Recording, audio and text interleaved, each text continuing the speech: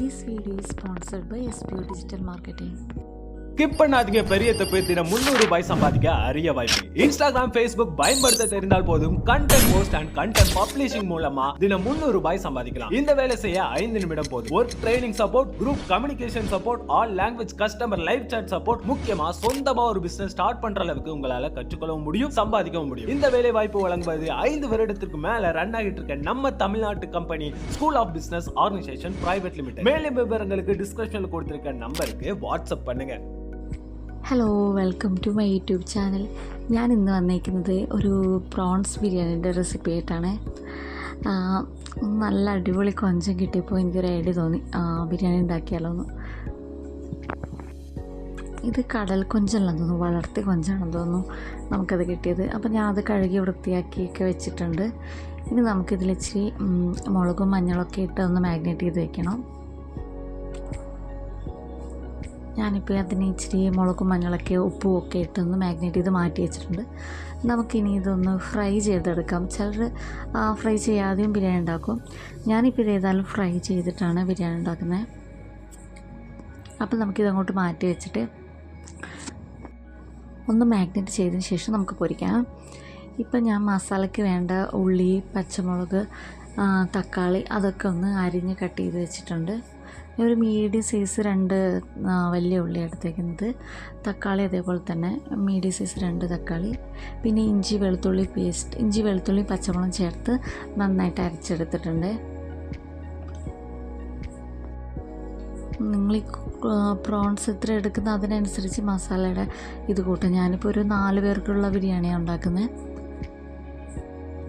ഇനി നമുക്ക് കൊഞ്ചൊന്ന് പൊരിച്ചെടുക്കണം.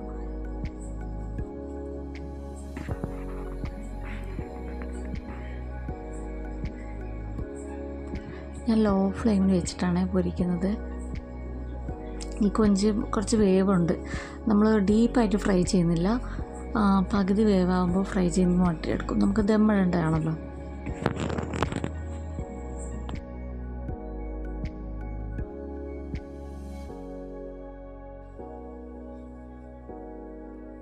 ചെറുതായിട്ടൊന്ന് മൂത്ത് വരുമ്പോഴത്തേക്ക് ഞാനെടുത്ത് മാറ്റി തിരിച്ചിട്ട് കൊടുക്കുന്നുണ്ട്. ഇത് ഭയങ്കരമായിട്ട് ഡീപ്പ് ഫ്രൈ ആവണ്ട, നമുക്കിനി മസാലക്കകത്ത് കിടന്ന് ഇതൊന്ന് വേവേണ്ടതാണ്. അങ്ങനെ നമ്മുടെ കൊഞ്ചൊക്കെ ഞാൻ പൊരിച്ചെടുത്തിട്ടുണ്ട്. ഇനി നമുക്ക് മസാല തയ്യാറാക്കാം. അതിന് ഞാൻ ഈ കൊഞ്ച് പൊരിച്ച അതേ എണ്ണ തന്നെയാണ് ഈ മസാല റെഡിയാക്കാൻ എടുക്കുന്നത്. അപ്പോൾ ആ കൊഞ്ചിനകത്തുള്ള അതിൻ്റെ ഫ്ലേവറൊക്കെ അതിൽ ഇറങ്ങിയിട്ടുണ്ടാവും. നല്ല ടേസ്റ്റാണ് അത്. അതിൻ്റെ അകത്ത് തന്നെ ഞാൻ ഉള്ളി ഇട്ട് കൊടുക്കുന്നത്. സവാള നമ്മൾ എത്ര നേർമനെ അരിച്ചിട്ടുണ്ടാകാൻ പറ്റുമോ അത്രയും നന്നായിട്ടിരിക്കും മസാല. നമുക്ക് വേഗം വെന്ത് കിട്ടുകയും ചെയ്യും. ബിരിയാണിക്ക് നന്നായിട്ട് നേർമനായിട്ട് അരിഞ്ഞിടുന്നതായിരിക്കും നല്ലത്.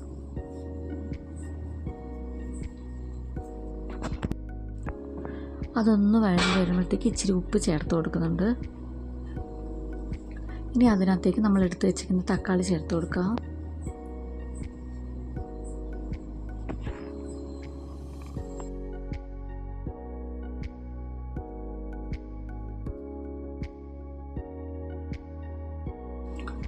നെയ്യ് കൂടുതലാണല്ലോ എന്ന് വിചാരിക്കേണ്ട. നമ്മൾ മേലെ ദമ്മിട്ട് കൊടുക്കുമ്പം ഇതിന് നെയ്യ് ആവശ്യമുണ്ട്, അല്ലെങ്കിൽ അടി പിടിക്കും. അതുകൊണ്ട്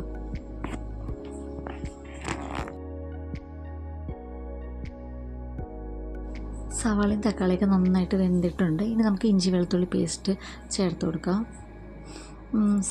ഇഞ്ചി വെളുത്തുള്ളിയും ചേർത്ത് കഴിഞ്ഞ് കഴിഞ്ഞാൽ പിന്നെ നമ്മൾ ഇളക്കിക്കൊണ്ടിരിക്കണം, അത് വേഗം അടി പിടിക്കും.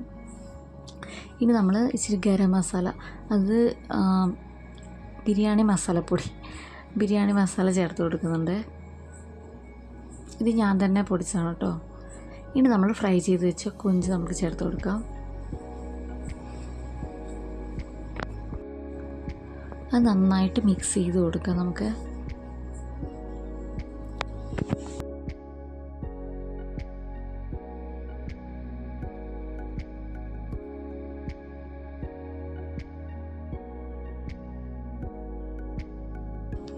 ഇനി അതിനകത്തേക്ക് ഞാൻ 1/2 കപ്പ് വെള്ളം ചേർത്ത് കൊടുക്കുന്നുണ്ട്.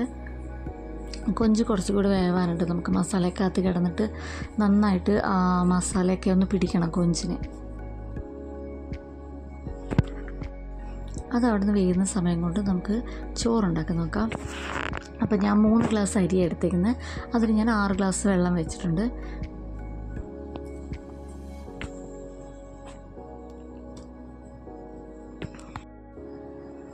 ഞാൻ കുക്കറിലോട്ടോ റൈസ് വേവിക്കുന്നത്. അങ്ങനെ 3 ഗ്ലാസ് അരിക്ക് 6 ഗ്ലാസ് വെള്ളം വെച്ച് ഞാൻ കുക്കറിലത് വേവിച്ചെടുക്കുന്നുണ്ട്.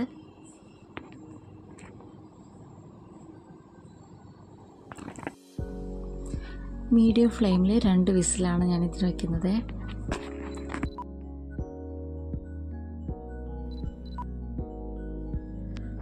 അപ്പം നമ്മുടെ റൈസ് അവിടെ വെന്തുകൊണ്ടിരിക്കുക. ആ സമയത്ത് നമുക്ക് അത് ഗാർണിഷ് ചെയ്യാനുള്ള സവാള ഒന്ന് മൂപ്പിച്ചെടുക്കാം. ഇതിനകത്ത് ഞാൻ നേരിയതായിട്ട് അരിഞ്ഞിട്ട് വെച്ചിരിക്കുന്ന സവാള എടുത്ത് നെയ്ക്കകത്ത് നന്നായിട്ട് മൂപ്പിച്ചെടുക്കുന്നുണ്ട്.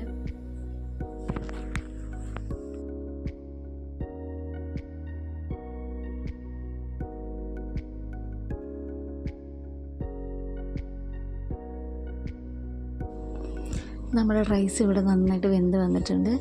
ഇനി നമുക്ക് ദമ്മിട്ട് സ്റ്റാർട്ട് ചെയ്യാം.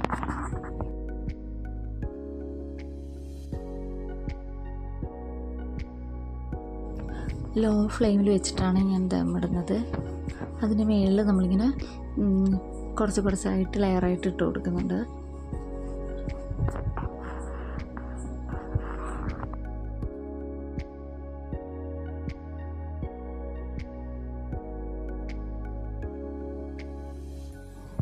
ഇനി നമുക്ക് ഡെക്കറേഷന് വേണ്ടി മാറ്റി വെച്ച സവാള ചേർത്ത് കൊടുക്കാം. അങ്ങനെ നമ്മുടെ ബിരിയാണി ഇവിടെ റെഡി ആയിട്ടുണ്ട്. ഒരു 5 മിനിറ്റ് ദം എടുക്കുമ്പോഴേക്കും നമ്മൾ ബിരിയാണി റെഡിയാകും. ചിക്കൻ ബിരിയാണി വെക്കുന്ന പോലെ തന്നെയാണ്. നമ്മൾ ചിലർ പൊരിച്ചിട്ട് വെക്കും, ചിലർ പൊരിക്കാതെ വെക്കും. അത്രയേ ഉള്ളൂ വ്യത്യാസം. നല്ല എളുപ്പമാണല്ലോ ഉണ്ടാക്കാനായിട്ട്. അപ്പോൾ എല്ലാവരും ഒന്ന് ട്രൈ ചെയ്ത് നോക്കാം കേട്ടോ. വീഡിയോ ഇഷ്ടമായെങ്കിൽ ലൈക്ക് ചെയ്യുക. അപ്പോൾ വേറൊരു വീഡിയോ ആയിട്ട് അടുത്ത കാണാം. ബൈ.